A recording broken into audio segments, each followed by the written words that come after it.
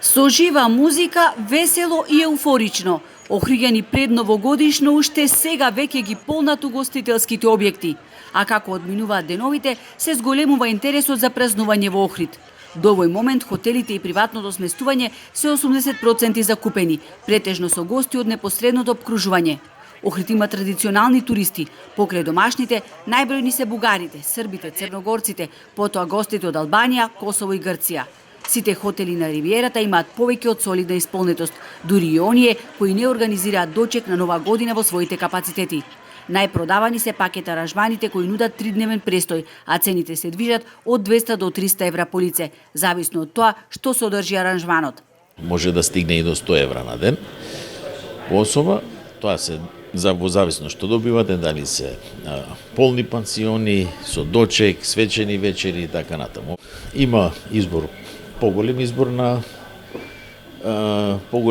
и на хотели и на организирани дочеци, значи кој што бара и што сака да добие, ќе резервира и ќе добие тоа што го може да кажам само дека за парите што се плаќаат добиваат најмногу во однос на соседите. Нашата туристичка мека станува ефтина дестинација во однос на останатите центри на Балканот. Поради тоа градот од година во година станува се попривлечен кога станува збор за Нова година, уверува првиот човек на Хотам. Но агенциите вријат со понуди за дочек на Нова година по многу атрактивни цени. Например, повеќе дневни новогодишни пакет аранжмани со 3 ноќевања во Атина чинат 189 евра, Будимпешта 239 евра, Виена 199 евра, Прага 249, Истанбул 209 евра. Потоа Белград нуди аранжман за 145 евра, Тиват за 199 евра. Експертите по туризам сугерираат дека давателите на услуги дури треба да ги прилагодат цените и во периодот пред новогодишните и божикните празници. Да се работат на што е можно поголема пополнетост и прилагодување на цените според приликите.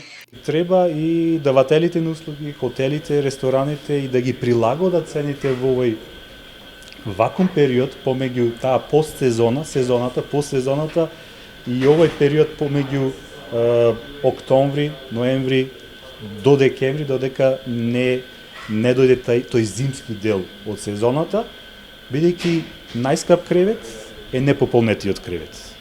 Многу повеќе бенефити би имал еден хотел доколку е 80 до 90% пополнат под дампинг цени, отколку да биде затворен и да ги плаќат тие трошоци за вработени, режиски трошоци и така натака. Инаку градот блесна во новогодишно руво. Охрид се подготвува да ги дочека бројните гости кои во прекрасен новогодишен амбиент ќе уживаат на ривиерата.